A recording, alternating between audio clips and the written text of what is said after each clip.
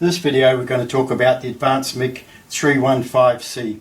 This MIG is a portable 3-phase MIG welder which has the functionality of doing arc welder as well. Now we can scroll through our function mode buttons. We're in the MIG mode at the moment. We push it, we're now in the arc mode. So I'll push that back up to the MIG. Gas check, so we can preset our gas, make sure that the gas is flowing and is set correctly. We go across to the other side here, and this is our wire inch. It means that we can feed our wire through without the gas going and without the trigger being pulled, and it travels at a higher speed than we need to do it. Up here we have the 2T, 4T and spot time. In 2T we pull the trigger, we let it go and the machine will stop. In 4T we push the button, take our finger off, the machine will carry on until we click the trigger again. In spot time we can set a preset time it will be on, time it will be off, so we can do the same size spots or tacks that we want to do.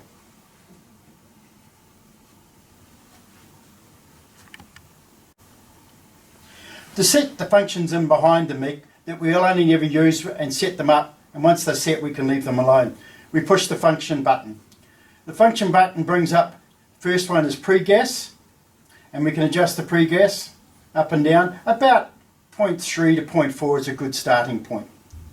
The next one is post-gas. This allows the gas to flow when we're finished welding to protect the oxide ball forming on the end of the wire. So again, 0.8, 0.9 of a second is a good starting point. The one after this is soft start. This is the wire comes out at a slow speed, and once it touches the job and the arc is established, it will increase up to welding speed. And this will go up to 5. A good starting point is 2. The next one after that is burn back. Burn back controls when you stop the weld how far the wire is going to burn back to the tip. The higher the number, the closer it will burn back to the tip. 2 again is a good starting point. The last one on this one is spool gun. If you have a spool gun fitted at any time to run aluminium, we can have it off or we can turn the spool gun on. Now to get back to the home screen, we push the function button again. Now coming back over to the right hand side, we've got our 2T, 4T and our spot time. When we go into our spot time, we have to set the parameters for on time to off time, and we do that by going back to our function button. We've still got our pre-gas, we've got our post-gas, we've got our soft start, we've got our burn back. The next one after this is, because we're in spot time, we have the gap. Now this is how long the welder will be off when we push our finger on the trigger, and we can set that to suit the job that we're doing. The next one also that now comes in is the on time. So this is how long it will stay on for, so we can set that again to what we want. Once we've done that, we can go back to our home screen, and the spot time, with as long as the light's on, is available to us. Yeah, I've now put it back into 2T, so we're now ready to weld normally. The next parameter I'm going to talk about is in behind, is called inductance. We get to the inductance by pushing the button on the left hand side, letting it go, and it brings up the little inductance symbol. We go from -5 to 0 to +5. Inductance controls the explosion when the wire comes down and touches the job. With less inductance we have a bigger explosion. With more inductance we'll have a quieter explosion. A good rule of thumb is that we can go to the plus side when we're using smaller wires, or we can go to the negative side when we're using, say, gasless wire or flux cord wires or aluminium.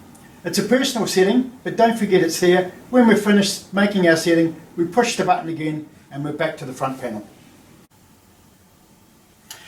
Now we're going to set the machine up and so we can arc weld with it.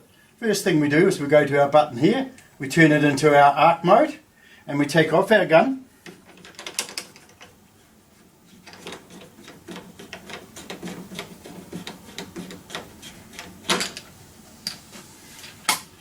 We take out our jump lead, and now we have 2 terminals, a positive and a negative.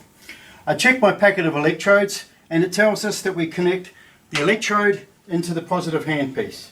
So I get my handpiece and connect it into the positive side. I then connect my earth